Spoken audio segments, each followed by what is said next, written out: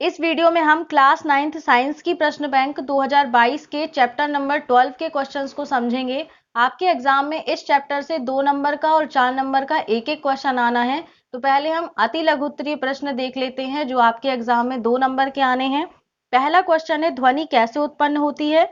तो आंसर है, ध्वनि विभिन्न वस्तुओं के कंपन के कारण उत्पन्न होती है। दूसरा क्वेश्चन है, संपीड़न और विरलन क्या है? तो देखिए, जब कंपन करने वाली वस्तु आगे की ओर कंपन करती है तो उच्च दाब क्षेत्र उत्पन्न होता है जिसे संपीड़न कहते हैं, और जब कंपन करने वाली वस्तु पीछे की ओर कंपन करती है तो निम्न दाब क्षेत्र उत्पन्न होता है जिसे विरलन कहते हैं। अगला क्वेश्चन है, किसी ध्वनि स्रोत की आवृत्ति 100 हर्ट्ज है, 1 मिनट में यह कितनी बार कंपन करेगा? तो यहाँ पर हमें आवृत्ति दी गई है 100 हर्ट्ज और समय दिया गया है 1 मिनट। तो मिनट को हमने सेकंड में बदला तो 1 मिनट बराबर होते हैं 60 सेकंड। अब हमें निकालना है कंपनों की संख्या। तो कंपनों की संख्या बराबर होगा आवृत्ति गुणा समय। आवृत्ति हमें 100 दी गई है और समय हमारा 60 है, गुणा करेंगे तो आएगा 6000 कंपन। अगला क्वेश्चन है, ध्वनि तरंगों के परावर्तन के 2 व्यवहारिक उपयोग लिखिए। यानी ध्वनि तरंगों के परावर्तन का उपयोग हम कहाँ कहाँ करते हैं? तो पहला उपयोग है मेगाफोन या लाउड स्पीकर, हॉर्न तथा शहनाई जैसे वाद्य यंत्रों में।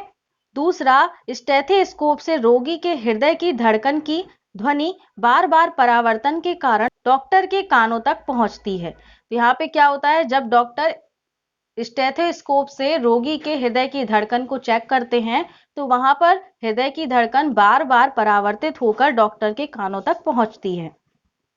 अगला क्वेश्चन है, अनुरणन क्या है और इसे कैसे कम किया जा सकता है? अनुरणन का मतलब है कमरे में आवाज का गूंजना।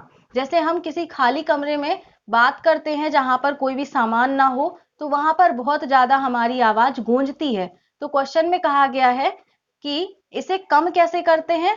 ठीक है, तो देखिए, ध्वनि के बार बार परावर्तन के कारण ध्वनि निर्बाध होती है, इसे अनुरणन कहते हैं। और इसे कम करने के उपाय क्या हैं? भवन की दीवारों तथा छतों पर ध्वनि अवशोषक पदार्थों का उपयोग करके अनुरणन को कम किया जा सकता है।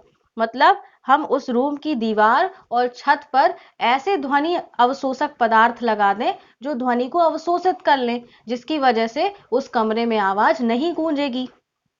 ठीक है, अब अगला क्वेश्चन है, वस्तुओं को साफ करने के लिए पराध्वनि का उपयोग कैसे करते हैं?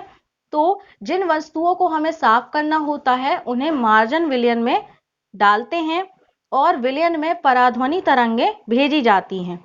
उच्च आवृत्ति के कारण धूल, चिकनाई और गंदगी के कण अलग हो जाते हैं। इस प्रकार वस्तु पूरी तरह से साफ हो जाती है। क्या करते हैं? सबसे पहले हम उस वस्तु को मार्जन विलयन में डालते हैं, फिर उस पर पराध्वनि तरंगे डाली जाती हैं। उच्च आवृत्ति क्षेत्र के कारण उस वस्तु से धूल, चिकनाई और गंदगी के कण निकल जाते हैं, जिससे वस्तु साफ हो जाती है। अब देख लेते हैं इसके लघु उत्तरीय प्रश्न जो 4 नंबर के आने हैं। पहला क्वेश्चन है, ध्वनि की प्रबलता से क्या अभिप्राय है? यह किन कारकों पर निर्भर करती है? तो देखिए, ध्वनि की प्रबलता क्या है? प्रबलता ध्वनि के लिए कानों की संवेदनशीलता की माप है ताकि मृदु ध्वनि और प्रबल ध्वनि में अंतर कर सके। ध्वनि की प्रबलता ही ध्वनि की तीव्रता है, जिससे हमें यह पता चलता है कि आवाज यानी ध्वनि मृदु है या फिर प्रबल यानी तेज है। ध्वनि की प्रबलता निम्न कारकों पर निर्भर करती है। पहला, ध्वनि के दोलन आयाम पर। दूसरा, कानों की संवेदनशीलता पर। इसका दूसरा क्वेश्चन है, चमगादड़ अपना शिकार पकड़ने के लिए पराध्वनि का उपयोग किस प्रकार करता है, वर्णन कीजिए। तो देखिए, चमगादड़ अपना शिकार पकड़ने के लिए पराध्वनि तरंगे उत्सर्जित करता है। ये तरंगे परावर्तन के पश्चात चमगादड़ के कानों तक पहुंचती हैं। इन परावर्तित तरंगों की प्रकृति से चमगादड़ अपने शिकार के बारे में पता कर लेता है कि वह कहाँ है और यह किस प्रकार का है। देखिए फिर से, चमगादड़ अपने शिकार को पकड़ने के लिए पराध्वनि तरंगे उत्सर्जित करता है। ये तरंगे उस शिकार से परावर्तित होकर चमगादड़ के कानों तक आती हैं और चमगादड़ इन परावर्तित तरंगों की प्रकृति से यह ज्ञात कर लेता है कि उसका शिकार कहां पर है और यह किस प्रकार का है, और वह अपना शिकार कर लेता है। अगला क्वेश्चन है, सोनार की कार्यविधि और उपयोगों का वर्णन कीजिए। तो देखिए, सोनार की कार्यविधि, सोनार में एक प्रेषित्र और एक संसूचक होता है जिसे नाव या जहाज में लगा दिया जाता है। ये प्रेषित्र पराध्वनि तरंगे उत्पन्न तथा प्रेषित करता है। प्रेषित का मतलब भेजने वाला। तो ये जो प्रेषित्र है ये पराध्वनि तरंगे उत्पन्न भी करता है और उन्हें भेजता भी है। फिर ये तरंगे कहाँ चलती हैं? जल में चलती हैं और समुद्र तल में पिंड से टकराकर संसूचक यानी डिटेक्टर द्वारा ग्रहण कर ली जाती हैं। संसूचक पराध्वनि तरंगों को विद्युत संकेतों में बदलता है, जिसकी उचित व्याख्या करके अनेक चीजों की जानकारी प्राप्त कर ली जाती है। सोनार में एक प्रेषित्र और संसूचक होता है जिसे नाव या जहाज में लगा दिया जाता है। प्रेषित्र पराध्वनि तरंगे उत्पन्न करता है और उन्हें भेजता है। फिर ये पराध्वनि तरंगे जल में चलती हैं और जल के भीतर उस वस्तु से टकरा करके वापस आती हैं, जिन्हें संसूचक ग्रहण कर लेता है और संसूचक इन पराध्वनि तरंगों को विद्युत संकेतों में बदल देता है, जिससे हम उस वस्तु से संबंधित बहुत सारी जानकारी प्राप्त कर लेते हैं। अब इसका उपयोग क्या है? तो देखिए, समुद्र की गहराई ज्ञात करने में इसका उपयोग किया जाता है, जल के अंदर चट्टानों घाटियों को ज्ञात करने में किया जाता है और डूबे हुए जहाज आदि का पता लगाने के लिए, उसकी जानकारी प्राप्त करने के लिए भी किया जाता है। अगला क्वेश्चन है, मनुष्य का कान किस प्रकार कार्य करता है, सचित्र विवेचना कीजिए। तो देखिए, जो मनुष्य का कान है उसका बाहरी हिस्सा कर्ण पल्लव कहलाता है, जो ध्वनि को एकत्र करता है और फिर यह ध्वनि श्रवण नलिका से गुजरती है, यानी सुनने वाली नली से गुजरती है। श्रवण नलिका के सिरे पर एक झिल्ली लगी होती है जिसे हम कान का पर्दा कहते हैं, है ना। तो वो झिल्ली लगी होती है जो कंपन करती है। श्रवण नलिका के बीच में 3 हड्डियां होती हैं जो कंपन को कई गुना बढ़ा देती हैं।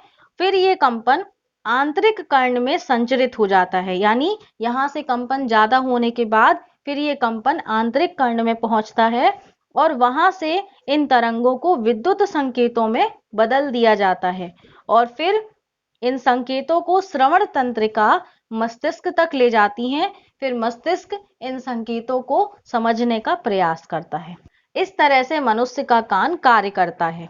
अब आपको यहाँ पर इस तरह से एक चित्र भी बना देना है एग्जाम में,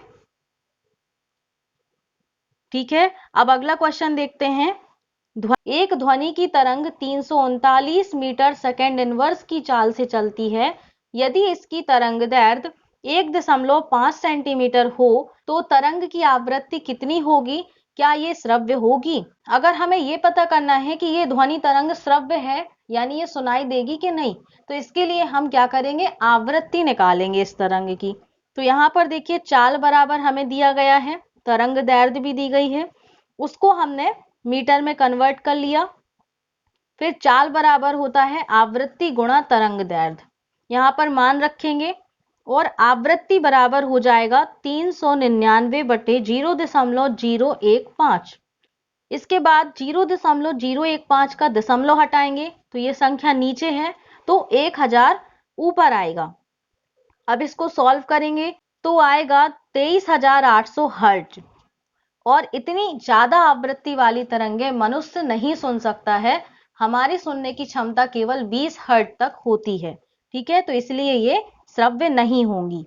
अगला क्वेश्चन है, एक पनडुब्बी पर लगी एक सोनार युक्ति संकेत भेजती है और उनकी प्रतिध्वनि 5 सेकंड पश्चात ग्रहण करती है। यदि पनडुब्बी से वस्तु की दूरी 3625 मीटर हो तो ध्वनि की चाल की गणना कीजिए।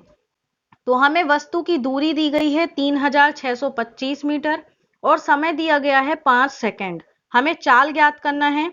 तो देखिए, एक रिलेशन होता है, 2 गुणा दूरी बराबर चाल गुणा समय। तो 2 गुणा दूरी का मान दिया गया है 3625 बराबर चाल को हम v मान लेते हैं और समय हमें यहाँ पर 5 सेकंड दिया गया था। अब देखिए, 5 का गुणा v से करेंगे तो 5v आ जाएगा और इसको हमने इसी तरह से लिख दिया 2 गुणा 3625। अब v के साथ 5 गुणा कर रहा है, जब इस तरफ आएगा तो भाग करेगा, और भाग करने के बाद जब हम इसको सॉल्व करेंगे तो आएगा 1450, और वेग यानी चाल का ऐसा ही मात्रक होता है मीटर पर सेकेंड, इसलिए आ जाएगा 1450 मीटर पर सेकेंड। अगला क्वेश्चन है, एक मनुष्य किसी खड़ी चट्टान के पास ताली बजाता है और उसकी प्रतिध्वनि 2 सेकंड पश्चात सुनाई देती है। यदि ध्वनि की चाल 346 मीटर सेकंड इनवर्स है तो चट्टान तथा मनुष्य के बीच की दूरी कितनी होगी? तो यहाँ पर देखिए, हमें ध्वनि की चाल दी गई है, प्रतिध्वनि सुनने में लगा समय दिया गया है 2 सेकंड, तब ध्वनि द्वारा चली गई दूरी निकालेंगे तो वो होता है चाल गुणे समय, यहाँ पर मान रख देंगे तो आ जाएगा 692 मीटर। इस तरह से चट्टान और मनुष्य के बीच की दूरी 692 मीटर होगी। तो इस तरह से ये क्वेश्चंस कंप्लीट हुए। आई होप कि आपको समझ में आ गए होंगे। अगर आपको समझ में आ गए हैं तो प्लीज़ वीडियो को लाइक कर दीजिए और अपने फ्रेंड्स को भी ज़्यादा से ज़्यादा शेयर करिए ताकि ये वीडियो उनकी भी हेल्प कर सके। नेक्स्ट वीडियो में हम चैप्टर नंबर 13 के क्वेश्चंस को समझेंगे। तो अगर आपने मेरे चैनल को सब्सक्राइब नहीं किया है तो चैनल को सब्सक्राइब करके नोटिफिकेशन बेल आइकन को प्रेस करके ऑल पर ज़रूर क्लिक कर दीजिए ताकि आपको आगे आने वाले वीडियोस की नोटिफिकेशन सबसे पहले मिले। तो मिलते हैं नेक्स्ट वीडियो में। Thanks for watching this video.